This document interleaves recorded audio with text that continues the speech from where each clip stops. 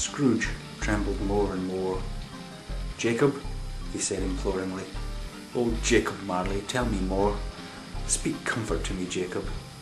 "I have none to give," the ghost replied.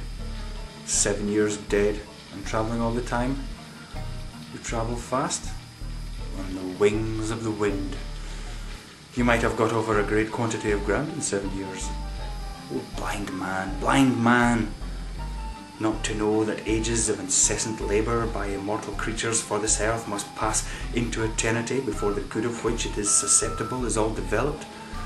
Not to know that any Christian spirit working kindly in its little sphere, whatever that may be, will find its mortal life too short for its vast means of usefulness. Not to know that no space of regret can make amends for one life's opportunities misused. Yet I was like this man. I once was like this man. "But you were always a good man of business, Jacob," faltered Scrooge, who now began to apply this to himself. "Business?" cried the ghost, wringing its hands again. "Mankind was my business. The common welfare was my business. Charity, mercy, forbearance, benevolence, all were my business. The dealings of my trade were but a drop of the water in the comprehensive ocean of my business."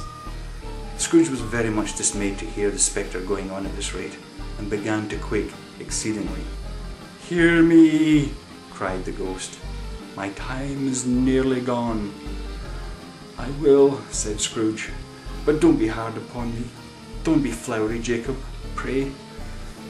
I am here tonight to warn you that you have yet a chance of hope of escaping my fate. A chance and hope of my procuring Ebenezer. You were always a good friend to me, thank you. You will be haunted by 3 spirits. Is that the chance and hope you mentioned, Jacob? I think I'd rather not. Without their visits, you cannot hope to shun the path I tread. Expect the first tomorrow night when the bell tolls 1. "Couldn't I take 'em all at once and have it over, Jacob?" hinted Scrooge. "Expect the second on the next night at the same hour. The third upon the next night when the last stroke of 12 has ceased to vibrate. Look to see me no more, and look that for your own sake you remember what has passed between us." It walked backward from him, and at every step it took, the window raised itself a little so that, when the apparition reached it, it was wide open.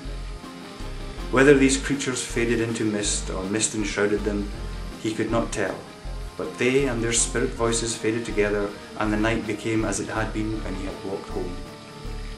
Scrooge closed the window, and examined the door by which the ghost had entered.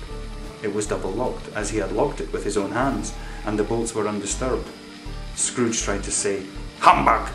but stopped at the first syllable, and being, from the emotion he had undergone, or the fatigues of the day, or his glimpses of the invisible world, or the dull conversation of the ghost, or the lateness of the hour, much in need of repose, he went straight to bed, and without undressing, he fell asleep on the instant.